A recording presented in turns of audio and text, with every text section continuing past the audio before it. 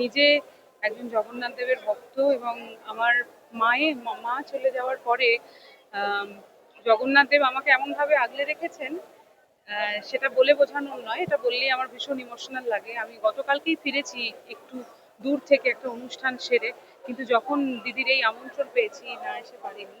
ভোর 5টায় বেরিয়েছি, এখানে এসে সকাল 9টায় ঢুকেছি। অসম্ভব সুন্দর একটা মন্দির, মানে এবং মহাপ্রভু যেন এখানে একেবারে আসীন হয়ে রয়েছেন, বসে রয়েছেন।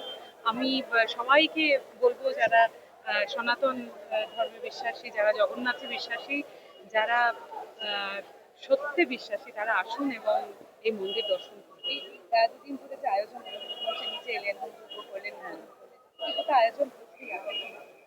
খুবই ভালো লাগলো। এবং দেখো, আমি না ভীষণ মন থেকে চেয়েছিলাম, যেদিন থেকে আমি শুনেছিলাম যে এই মন্দিরটা হচ্ছে, আমি না খুব মন থেকে চেয়েছিলাম এটার ইনগরেশনে দিদি যেন আমাকে ডাকেন। জগন্নাথ কোথাও শুনেছেন এবং ডেকেছেন এবং আমাকে গান গাইতে বলেছেন, আমি মহাপ্রভুকে গান শোনাতে পেরেছি।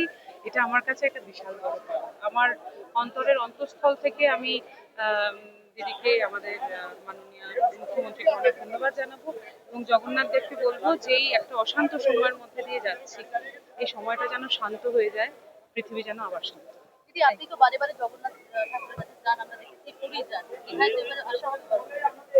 অবশ্যই আসা হবে, কেন আসা হবে না। মানে এখন তো দীঘায় আসবো আরো বেশি করে জগন্নাথ দেবের মূর্তি, এই মন্দির দেখতে। আর পুরী দেখো আমার কাছে আমার ঘরের মতো, এবং পুরীর জগন্নাথ দেব আর এখানে জগন্নাথ দেব, তোমার বাড়ির জগন্নাথ দেব, আমার বাড়ির জগন্নাথ দেব, সবই এক। জয় জগন্নাথ। Thank you.